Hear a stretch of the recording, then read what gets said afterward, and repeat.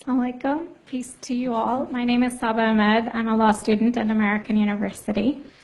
I am here to ask you a simple question. I know that we portray Islam and all Muslims as bad, but there's 1.8 billion Muslim followers of Islam. We have 8 million plus Muslim Americans in this country, and I don't see them represented here. But my question is, how can we fight an ideological war with weapons? How can we ever end this war? The jihadist ideology that you talk about, it's an ideology. How can you ever win this thing if you don't address it ideologically?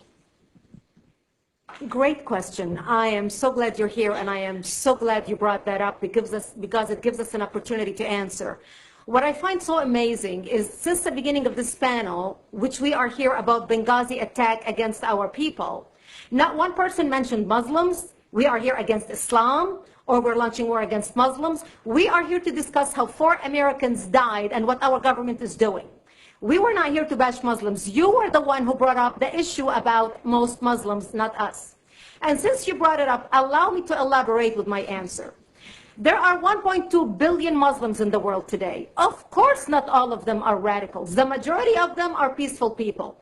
The radicals are estimated to be between 15 to 25%, according to all intelligence services around the world. That leaves 75% of them peaceful people.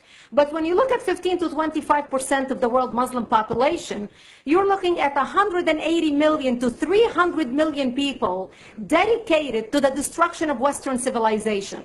That is as big as the United States. So why should we worry about the radicals, 15 to 25%? Because it is the radicals that kill. Because it is the radicals that behead and massacre. When you look throughout history, when you look at all the lessons of history, most Germans were peaceful. Yet the Nazis drove the agenda. And as a result, 60 million people died. Almost 14 million in concentration camps. 6 million were Jews. The peaceful majority were irrelevant. When you look at Russia, most Russians were peaceful as well. Yet the Russians were able to kill 20 million people. The peaceful majority were irrelevant. When you look at China, for example, most Chinese were peaceful as well.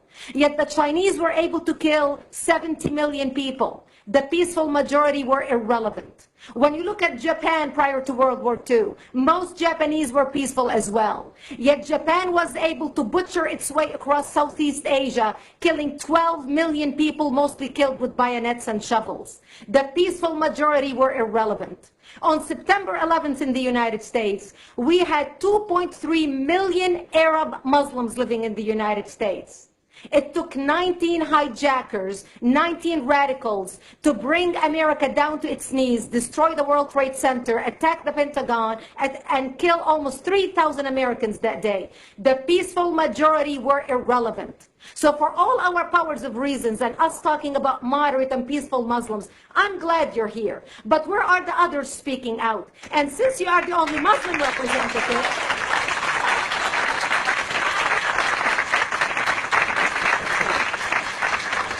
save the applause till the end.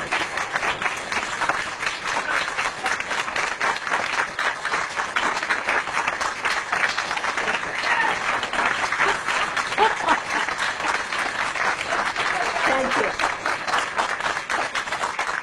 And since you're the only Muslim representative in here, you took the limelight instead of speaking about why our government, and I assume are you an American? You're an American citizen. So as an American citizen, you sat in this room and instead of standing up and saying a question or asking something about our 4 Americans that died and what our government is doing to correct the problem, you stood there to make a point about peaceful, moderate Muslims. I wish you brought 10 with you to question about how we can hold our government responsible. It is time we take political correctness and throw it in the garbage where it belongs and start calling it.